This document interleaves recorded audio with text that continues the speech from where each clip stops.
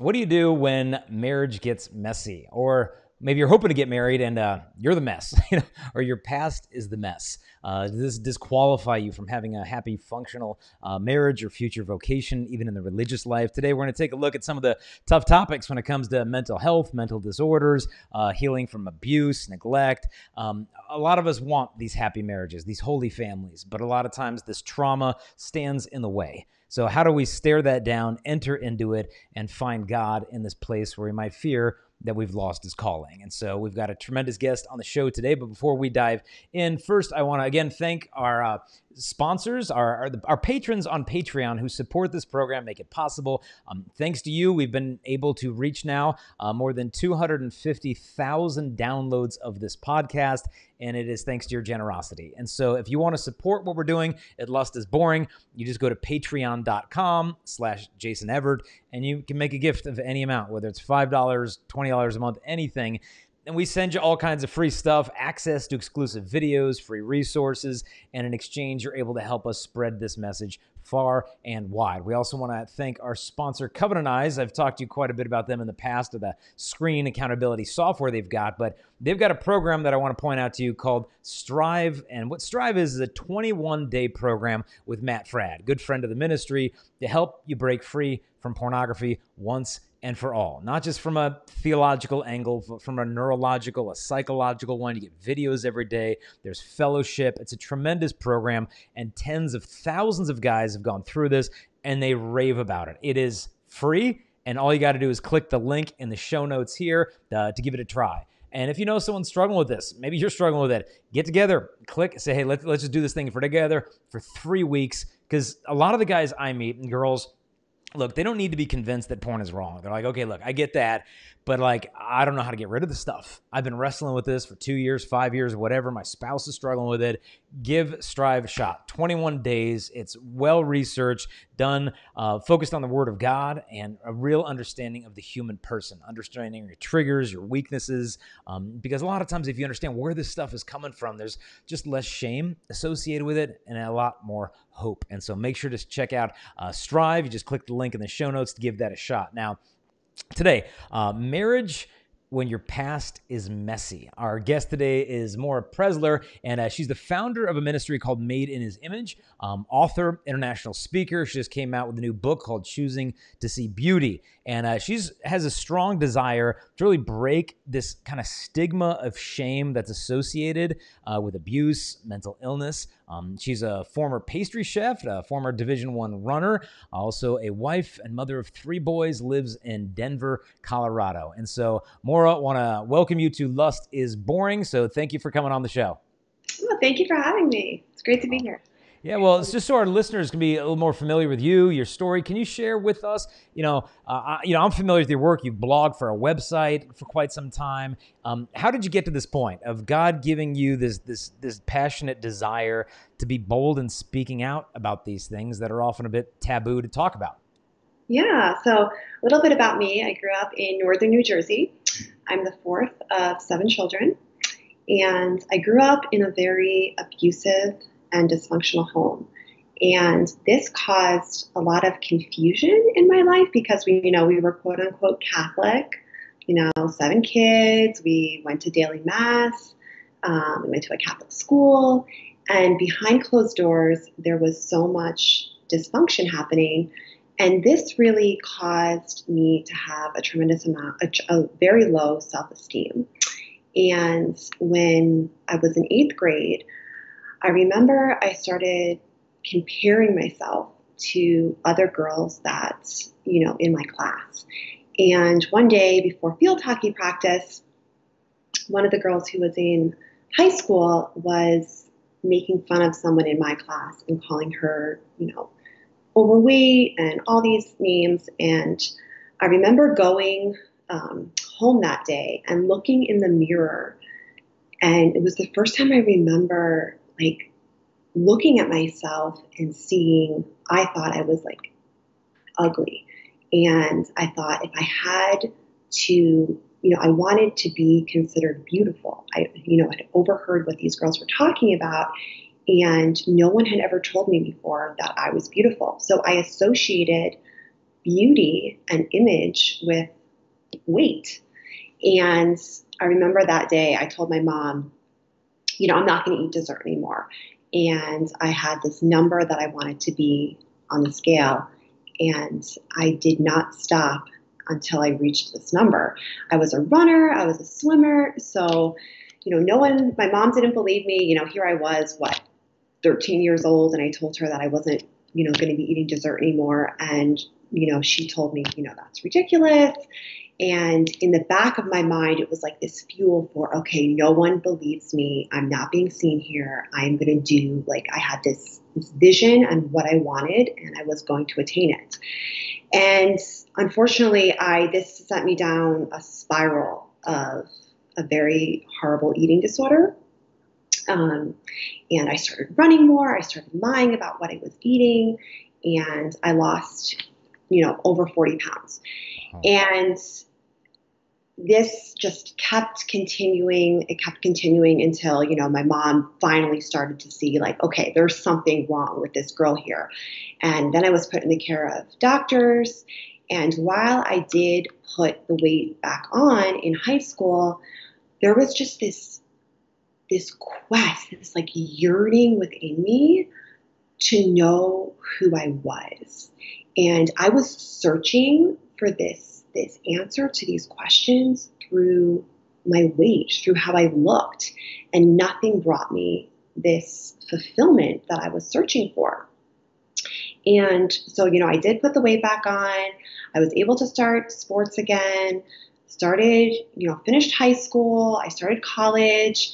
I ran Division I cross country in college, which was hard to be back into this mindset of always weight and food and, constantly being held to a standard, a very high standard, obviously Division I athletics.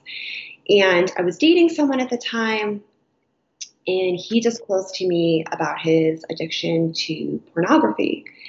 And it just hit me like a ton of bricks, because I was like, oh my gosh, we're going to mass, we're praying, we've talked about marriage, this can't be happening. And I remember when he told me, which looking back, I'm really grateful for my time with him, because it really cracked my heart open to feel the pain of the abuse from my dad and the abuse from my parents. And this was when my junior year of college.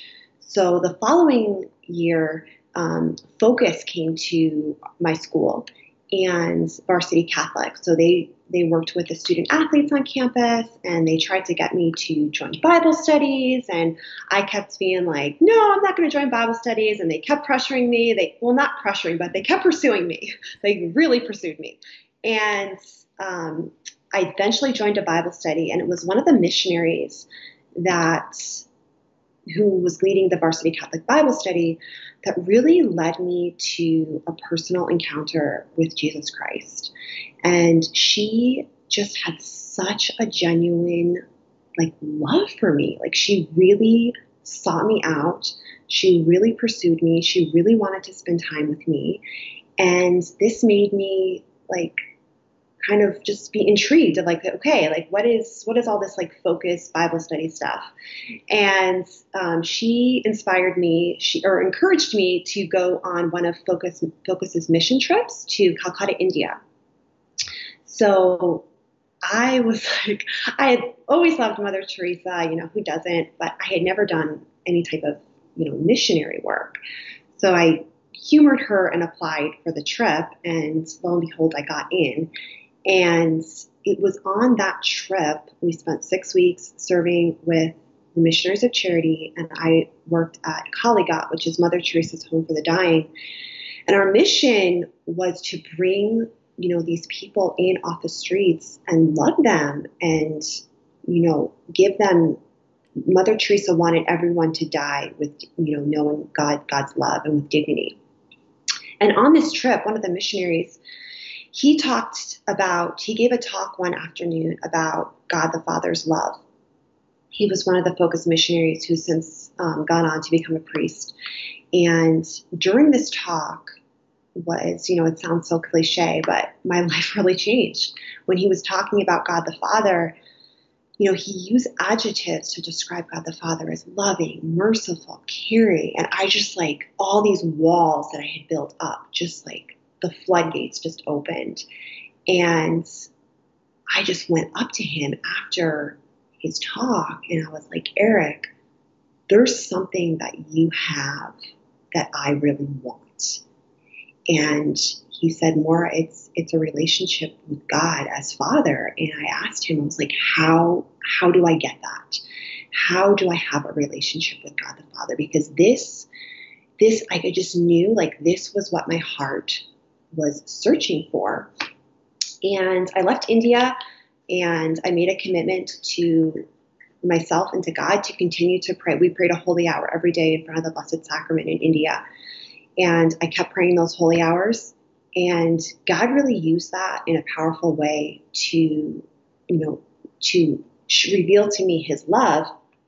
After I finished college, I joined Focus staff, but it was really hard for me to be a missionary because I was struggling so deeply mentally and physically from the abuse. I struggled with depression, and I hadn't dealt with any of these issues.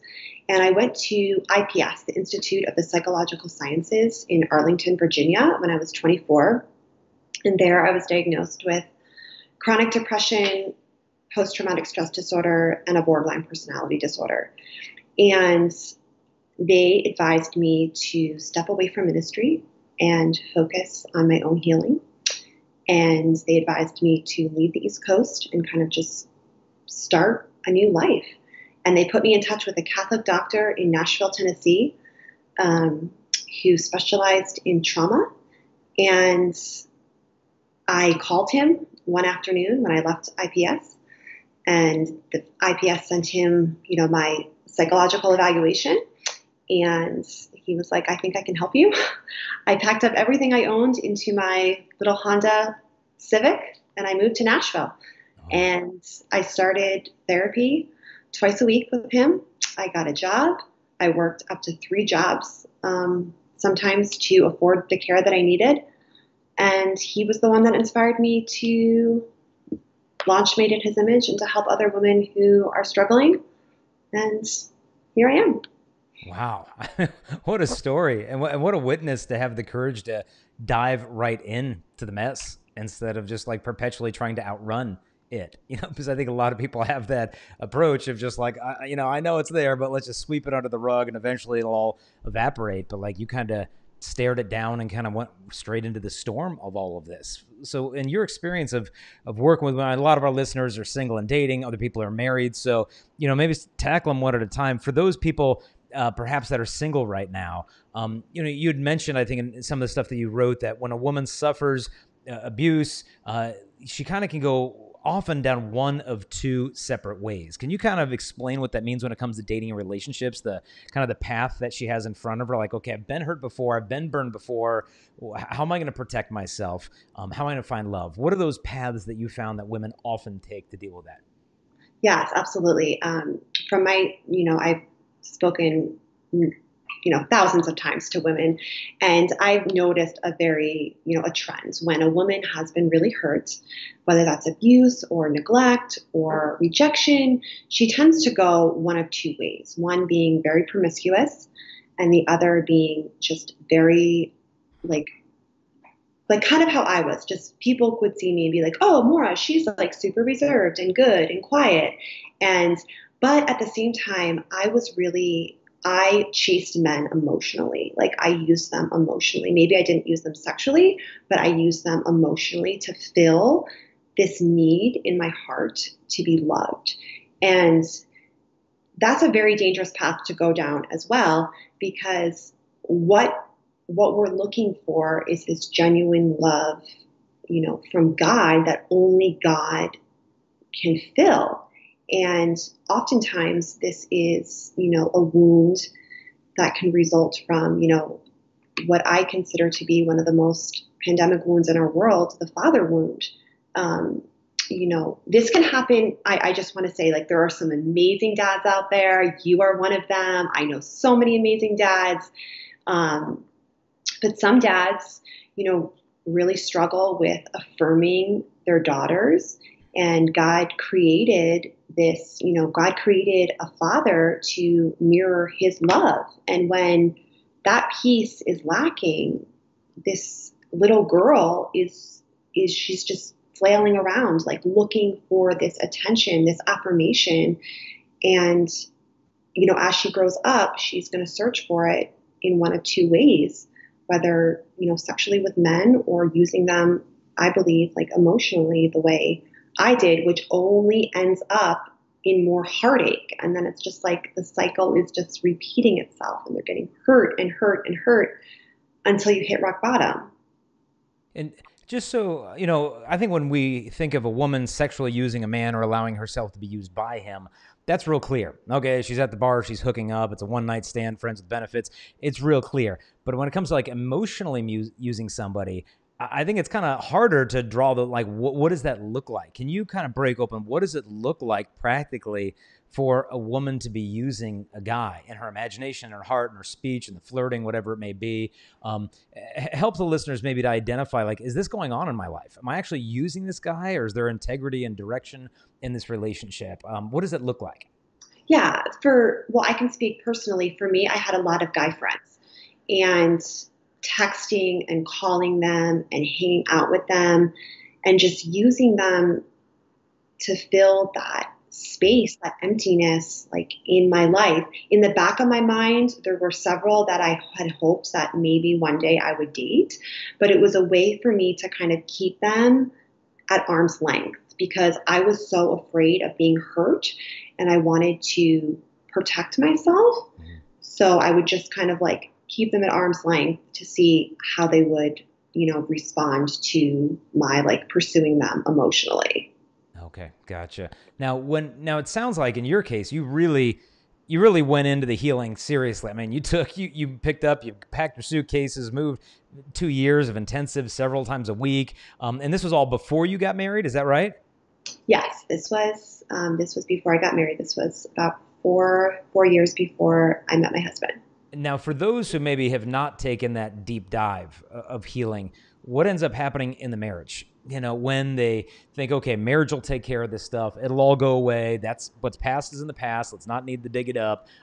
What ends up happening when the stuff comes into the marriage? Whether it's a history of abuse, mental health disorders, because, for most marriage prep programs, I mean, God bless the good people running these things, but I just found that so many young couples are just not prepared for this stuff. It's not like they're sitting down on an engaged encounter weekend and be like, hey, just so you know, in case the person you're marrying has a, cluster B personality disorder from the DSM-5, here's how you want to handle that marriage. Like, a lot of couples just go in there with kind of a rosy-eyed idea of how things are going to be. When then this stuff hits the fan, a lot of couples just have no idea how to process this, and it ends up being the end of the relationship. Or, maybe some of these marriages are even annulled because of the prevalence and severity of these personality disorders prior to marriage, not really being disclosed. And then, was this person ever truly free to enter into this covenant bond? And so, what have you seen in maybe your own marriage, to the extent you're comfortable sharing, or in the women that you've ministered to,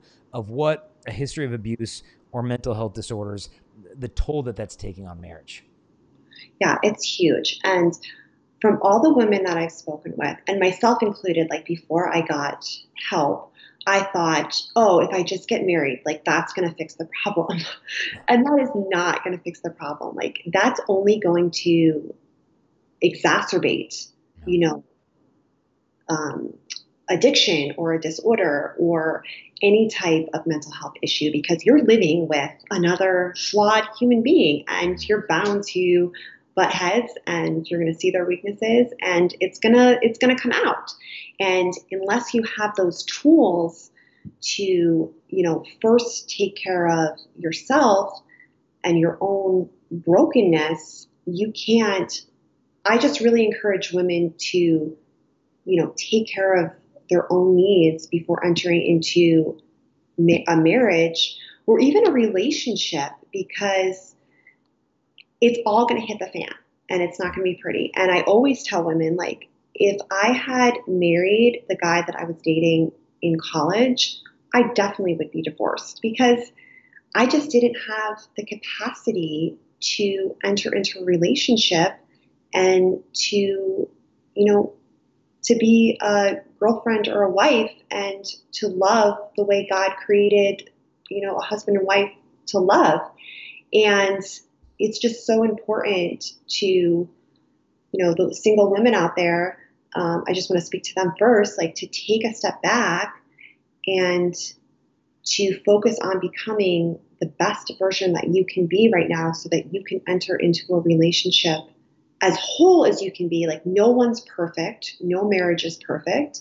Even though I've done the hard work and continue to do the hard work, I've definitely noticed it like in our marriage. I've married a really holy and virtuous man, but there's definitely been times like, especially with, just to share something personal, like when I went to trauma therapy, I found so much healing from my borderline personality disorder. So for those who don't know what that is, a borderline personality disorder affects 95% of people who have been abused. And it's like a come here, but I'm going to push you away type mechanism. So you're afraid to get close to someone because you're afraid of being hurt. So you want to protect yourself.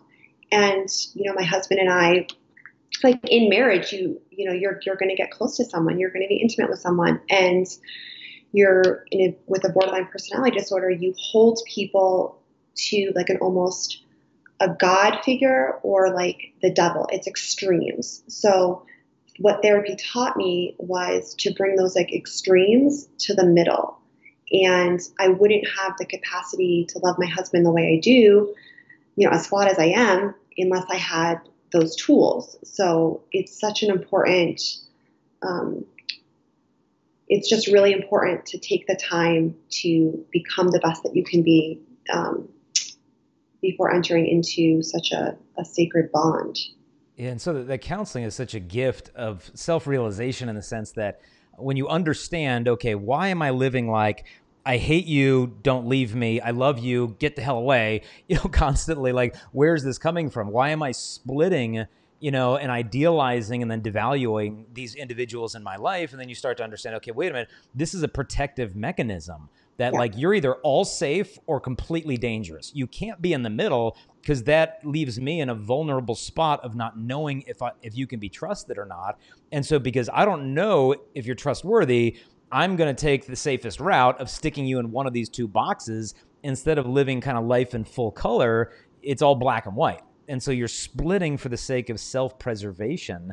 And so, if a person finds themselves doing this, it's like, okay, I don't need to shame myself because this is simply a protective mechanism. And I find a lot of the people in marriage, they enter into marriage with all the greatest, aspirations and hopes of being a great wife and a great mother. But, I think marriage is a lot like wealth in the sense that like, if you become a multi-million-dollar athlete or whatever, money doesn't really make you who you are. Money reveals who you are.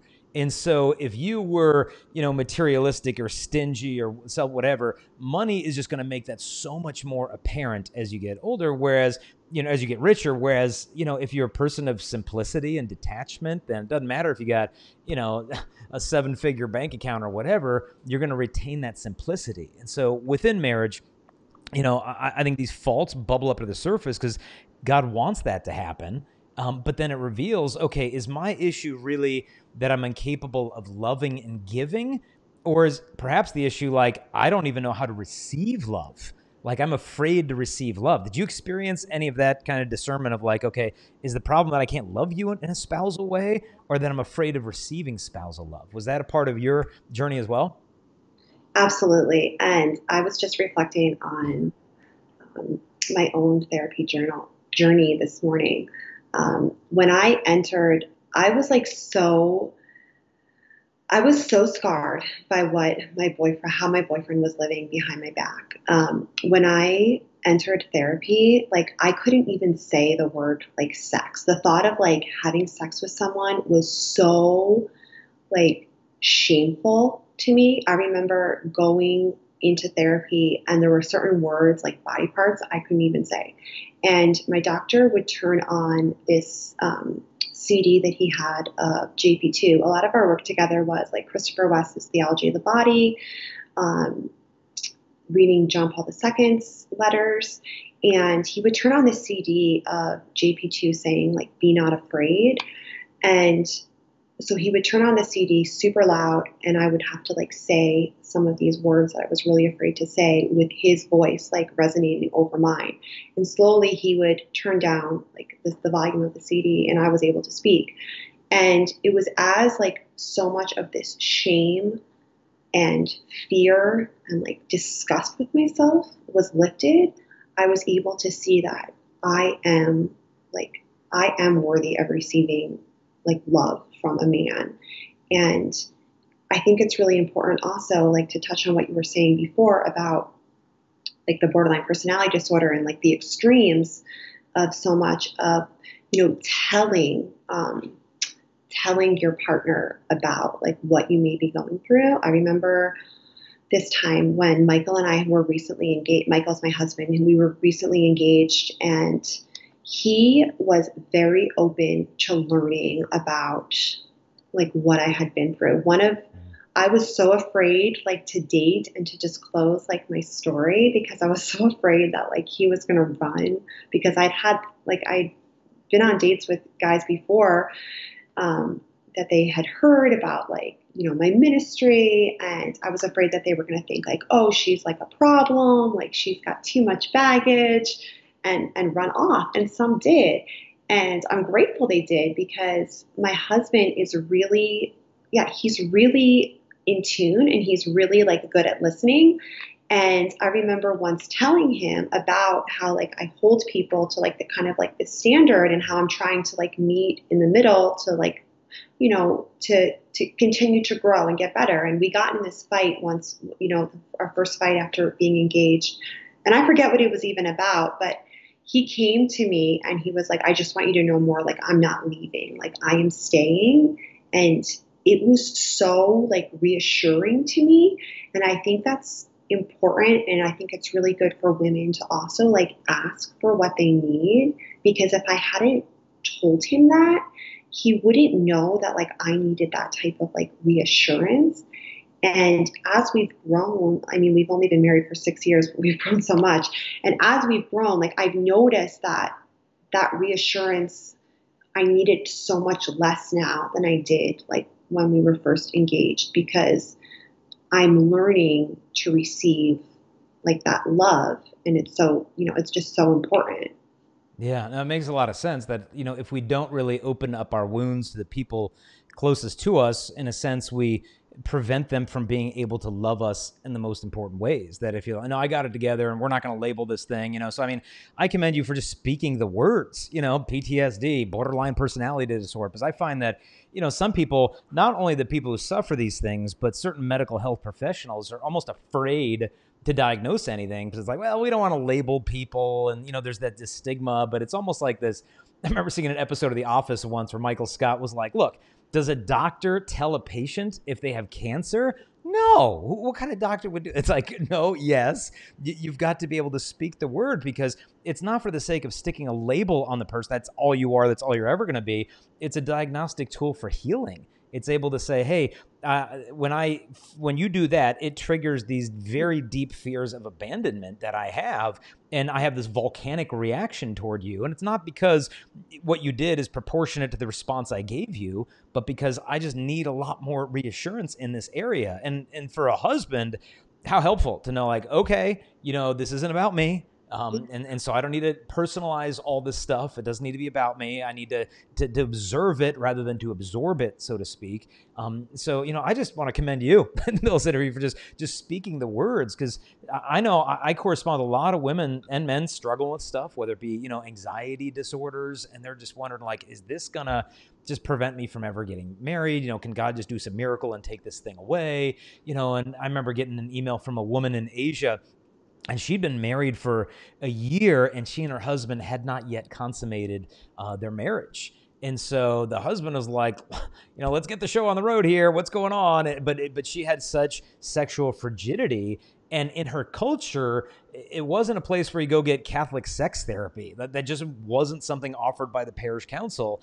And so she's here just suffering in such shame and isolation, and her poor husband wondering like, what the heck? I didn't sign up for this. But just the fact that you are so outspoken of being able to say, hey ladies, like if you're going through this, like you're not the only one. And so I just want to thank you for that. And so if a woman is going through this, or even a guy, where does she find help? I mean, you'd mentioned the Institute for Psychological Sciences. I know Dr. Bob Schutt's program, the JP2 Healing Center down in Tallahassee, is phenomenal. I just spoke to a friend of mine. He went down there. He's a seminarian, and he went there for a month-long healing retreat.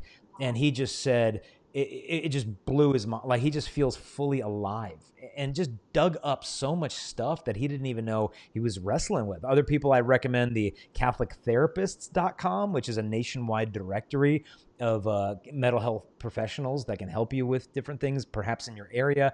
But if there's not one in your area, I know a lot of them do counseling through Skype as well.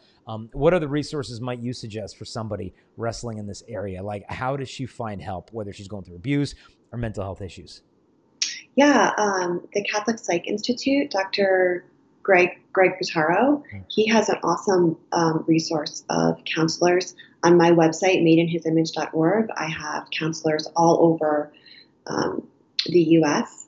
that I can help point you in the direction of someone in your area. And even if there isn't someone like what you said in your area, it's so important to reach out because you can do, I know it's not ideal, but you can do like virtual therapy. And there's so many amazing, just amazing therapists out there and amazing programs. Like you mentioned, my husband actually just went on the Be Healed retreat in, I think it was Nebraska in April. And he said it was like one of the most profound experiences of his life. He was prayed over by Sister Miriam James. Yeah. And he said it was like, I feel like I met God. Yeah. And, but we've my husband and I have both done the Unbound by Neil Lozano. We've done several of their retreats. We've read their book together. There's just, please reach out. You can even send me an email because I'm always pointing people in the direction of mental health professionals. And there's so many like great resources.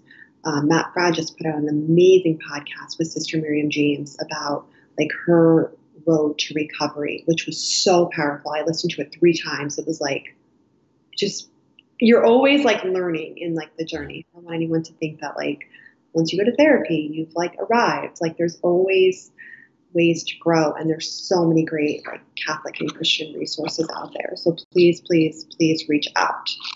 Yeah, it seems that there's almost an unprecedented level of brokenness, but in the midst of it, God is offering the church an unprecedented opportunity of healing. And I think there's probably a lot of young adults and people going through this right now who are going to be on the forefront of healing others in this. But I think, unfortunately, a lot of people, I think, enter into careers of counseling or even youth ministry, with issues, kind of vicariously healing other people, instead of realizing, okay, I got to go through this myself first. I got to take a deep dive. And something that you had written, I remember you said, what were you going to say? Well, that's exactly what, I joined Focus Varsity Catholic Staff because I had this like desire to help other women, which was a really good desire. It came from like my time in India, and I wanted to help other student athletes get to know God. But from going to IPS, from talking to those, doctors there, I was able to see that like, it's just not my time. Like, it's not my time. I need to be as whole as I can be, to, God, if God's going to use me later in life, like that's, it's just not the time right now. I need to focus on my own healing and, see what he has in store for me in the future. But just taking that time for yourself, you're never going to regret it. Like I was in adoration today with my little 1-year-old on my lap, and he was like eating this little yogurt pouch. And I just like had tears in my eyes. I was just so grateful for where God has brought me. Like it's just there's so much beauty and freedom on the other side of all that pain and just resentment and shame and guilt, and God wants that for you, and I want you to experience that. Like, yeah. Well, one thing that you had written struck a chord with me. You said how important it was to step toward the pain. And I imagine that's probably the most difficult step in the healing journey, when you're spending so much of your life to survive it just by escaping it, and then once you realize you can't outrun this, do you give in to despair, discouragement, and like, oh, this is always going to be like some cloud following me around for the rest of my natural life?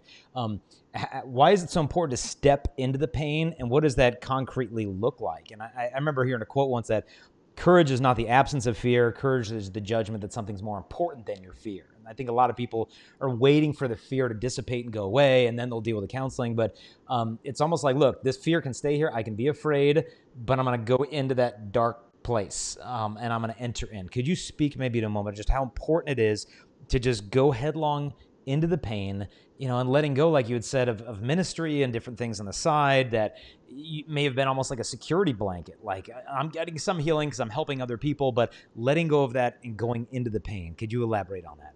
yeah, I remember one Christmas Eve where I had flown home to see my family when I was living in Nashville, and I was running, and the house that I grew up on, there was like this cul-de-sac in the front yard.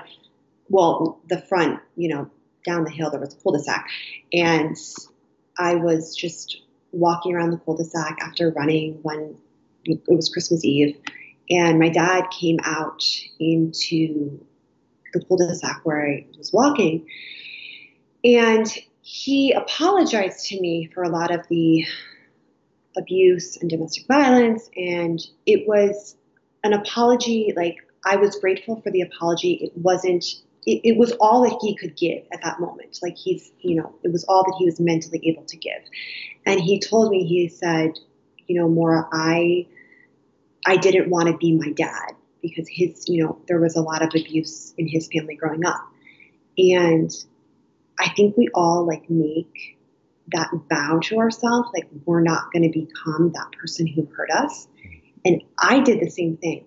I remember the first time I went to therapy, and the doctor looked at me and he said, here I had just moved from New Jersey to Nashville to see this doctor.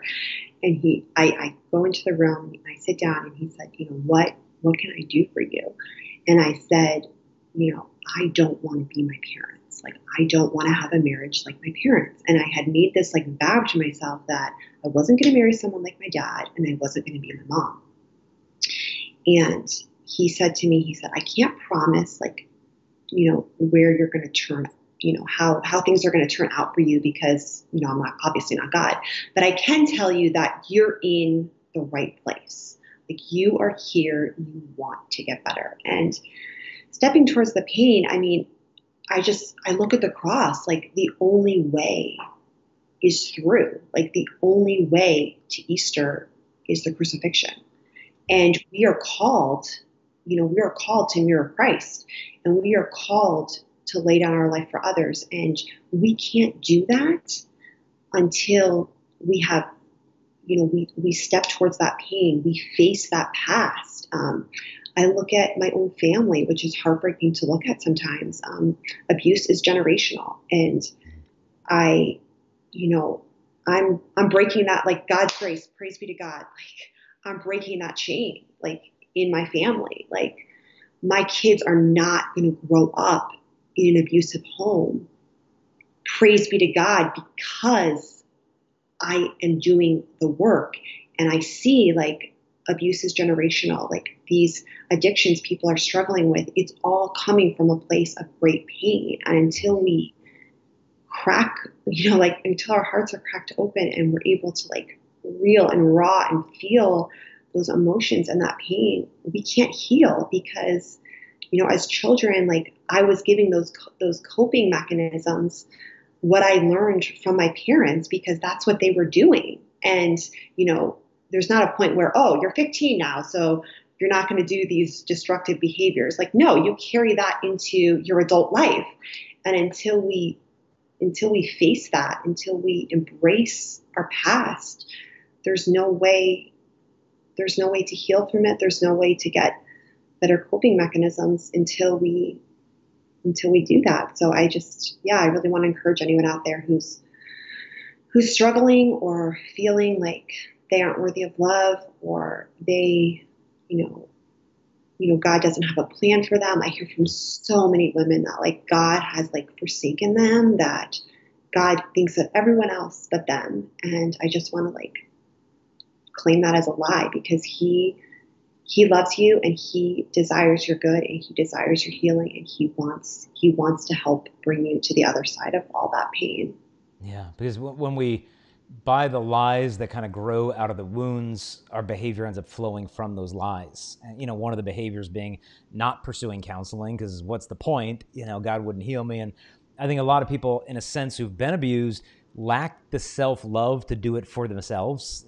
I want this for me, but maybe a motivating factor could be like, okay, if you don't have enough motivation to find healing for yourself, maybe, like you'd mentioned, find the healing for your future kids. Do this for your future husband. Do this for somebody else other than you. And sometimes we're like, okay, I can do that. But some of these people are extraordinarily service-oriented, loving people that are just pouring themselves out for everybody else on the planet except for themselves. And so, hey, if that's a heart they've got, tap into that and say, look, if you're not going to do this for you, at least do this for your future kids and the kids that might not even exist because you're afraid to enter into a spousal relationship because you don't think you're worthy of love. Do this for them. Do this for a future husband. And maybe if we're able to put the motivation outside of the person, maybe that'll be the impetus they need to enter into the pain. Now, you'd mentioned earlier the importance of that relationship with God the Father. Could you give some just practical tips on like, how do you develop that? Like, how do you specifically get to know God the Father? And distinct from God the Holy Spirit, God Jesus Christ, like, how do you enter into that relationship with a father when all you've ever known of a father is either abuse or neglect? Yeah, that's such a great question. I had previously mentioned when I went to India, the missionary Eric Clark, who's now Father Clark. He gave this talk on God the Father's love, and he just like, I think everyone knows someone in their life that just like radiates peace and joy, and he did, and he does. Like, it was 118 degrees most days in India, and he always had a smile on his face. He did not complain about like the horrible food and how sick everyone was. He just always like had this joy. And I remember going up to him and just asking him like, how do I have that? Like, you have something that I want so badly. And he took me to, where did we go? We went to, I think it was KFC. He found a KFC in India, and he took me there, and I was like, oh my gosh, American food. And he just talked, and like he shared so much of like his story with me. And he said, basically, like, what I remember from the conversation was like, Maura, if you want to get to know God as your father, you need to spend time with him. Like, what friend do you have that you only call, when you're in pain, or, when you're having a bad day? Like, God wants to know everything about you. And so in India, we were kind of forced, to pray these holy hours. And he was the one that really like encouraged me to come home from India and to keep this prayer time up. And I want to give you practical tips, because maybe you don't have, like, maybe you're a mom like me and you don't, I can't pray a holy hour every day. But you can start small. So like, I just want to if you're going to Sunday mass, then maybe go like Wednesday as well. If you're not praying at all, then maybe pray a decade of the rosary once a day. If you're praying a rosary, then maybe, spend a little extra time in prayer. One of the key things for me was silence. The Missionaries of Charity, in India, they were huge on silence. And during the holy hours, I was kind of like forced to sit with myself, like in silence. And it was that time that really helped me develop a relationship with God. And I was like, Eric, like, what do I say to God? And he was like, what are you struggling with? And I shared a little bit with him, and I didn't disclose like my whole story. I don't think much of my story at all, but I did tell him, like, I really struggle with seeing myself the way God created me, like, as beautiful, because I'm a daughter of God. And he said, well, tell him that, like, tell him that the way you just told me that. So I would go to adoration and I would say like, Father, like, I see myself as ugly. Like, I see myself carrying so much shame and not worthy of love. Like, change my heart. Like, show me that I'm worthy of love. And like, I got angry with God. Like, we would go back and forth. Like, he's not afraid when you get angry at him. So I just want to tell you that too. Like, get angry with him. Like, he can handle it. But the key thing for me was silence. Like, so I would encourage you, like, if you're not spending any time like in quiet prayer, then start with 3 minutes and see if you can work it up to 15 minutes a day. I think it's St. Teresa of Avila that said, give me a person who has 15 minutes of contemplative prayer and I'll give you a saint. I may be, it's along those lines. I may be like misquoting her words, but I really like silence is so key. And also, I read the book, The Return of the Prodigal Son by Henry Nouwen.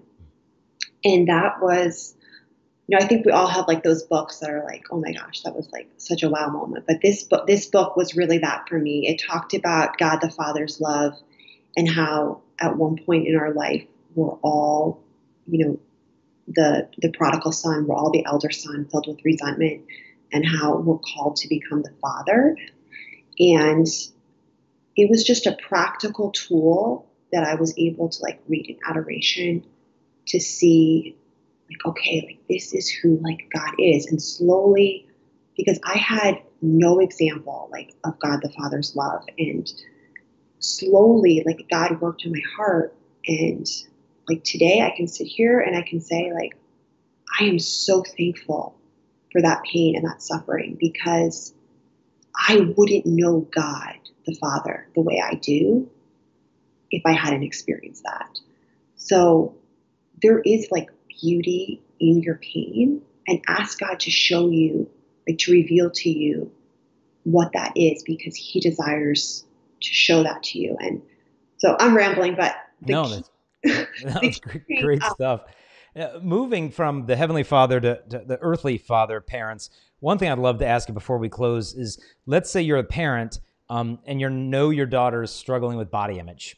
What do you wish your parents had done or said, while you were going through all that might, because it's not enough to say, no, your identity isn't a number, and no, just eat some more food and, here's some broccoli and like have a pizza. Like a lot of parents just, I think, feel ill-equipped to know how to combat this when their kid is got his own cell phone, and she's sitting in bed scrolling through everybody's Instagram reels of their perfect bikini summer body, and they just feel like garbage. What would you wish that your parents knew to help you to go through that struggle yourself as an adolescent? I wish they had seen me. I remember this one time in school, I really liked this guy and he liked this other girl. And it was like so crushing to me. Like I felt so rejected. And I remember I just had no one, like I had wished they had asked me, like, what are you going through? Like, what's something like, just talk to me, like, and I feel like I want to be like that parent that, their kids can come to them with anything. Like I hope when my sons are in 8th grade, they can come to me and, tell me those things. And I just wish they had seen me. Like I wish they had seen me and asked me questions about like what I was really going through, or, they saw me like dwindling away to nothing. I mean, my heart rate was in the high 20s. Like it's a miracle that I'm here. Like, why are you doing this more? Like what's going on? Like just that they had seen me and that they had, asked those hard questions, because I wanted their love so desperately, and they were not there. It makes a lot of sense, because I remember hearing a quote once that the deepest desire of the human heart is to be seen, in love. I mean, that's where the eating disorder is coming from, because you want to be seen, not simply to be seen as skinny, but just like to have someone look into you and to find you of value, not just the boys or how you compare to the girls, but even the parents, is to be seen. And so lot of wisdom behind that. And speaking of being seen, I know you've come out with this new book with in cooperation with Dr. Greg Bottaro. Could you tell people how to get a hold of that book, a little bit about it, and then how to get in touch with you as well? Yeah, the book will be on Amazon. It's already available now for pre-order on Dr. Bottaro's website, The Catholic Psych. It will be on Amazon, I believe, tomorrow. It ships on the August 14th. So we already have a lot of pre-orders in. People can get a hold of me through my website, or they can just email me at maura@madeinhisimage.org. But my website is madeinhisimage.org, and there's all my contact information on there, ways to get plugged in with support group or Instagram, Facebook. We have a lot of, try to be positive with our social media. Yeah. Great. And I'll put in the show notes here the link to get your book, Made in His Image. Also, Dr. Greg, the CatholicPsych.com, CatholicTherapist.com, Dr. Bob Schutz, Healing.com. I just want to put all these resources and stuff them in the show notes. Another resource I want to shamelessly promote is Kristalina's book, little booklet on the topic of Made New, which is Healing and Hope for Abuse Survivors. Got a Catholic version and then a public school version as well if you're ministering to people not in a faith-based way. I'm going to put links to all of this in the show notes so that people can realize, hey, the church has a lot for you, that you're not alone. The Father has not forgotten you, has not abandoned you. If you want to share some of these resources with others, at least the ones that we've come out with, I want to encourage the viewers to launch a chastity project. We launched a brand new website to help you to do this at missionariesofchastity.com. We've already received dozens of people proposing projects around the world. We've already launched several, sent out thousands of free resources. And the way it works is you just pick, who do you want to reach with this message? So maybe you want to donate books on sexual healing to your college's campus ministry center, or to a local crisis pregnancy center or women's abuse shelter. Say, hey, we want to give away 200 of these, 500 of those. Submit your project online. We'll kind of create your own kind of GoFundMe page. We'll announce it on social media. People will donate to your project, and we send everything to your doorstep for free so you can evangelize with these resources. Or if you're not in a position to launch a project, you can just pick one somebody's already done and just support that. $20, $50, $5. Before you know it, it all adds up. And then these resources are spread around the globe. So go to missionariesofchastity.com for that. And also, I want to make sure to mention Hallow, the app. Link in the show notes as well for a free 2-week trial of Hallow. You have to check out their 30-day gospel challenge that they're doing right now, where within a month, you can listen to all of the gospels narrated by Jonathan Rumi, the actor who plays Jesus in The Chosen. It's a beautiful narration of the scriptures. And so you got a 15-minute drive to work. Pop this in, try Hallow for free on your phone instead of listening to talk radio or whatever. Give this a try. You're going to love it. And then lastly, also, if you want to support us on Patreon, it'd be a huge gift to our family as well. Patreon.com/Jason Everett. But Maura, thank you for coming on the program, for your vulnerability, for your honesty and empathy for people going through this. Just seeing you being so just raw and honest will hopefully encourage other women to kind of open up that wound to the divine healer, to see the miracles that he can do. So Maura, thank you for coming on the show today. Thanks for having me. It was great.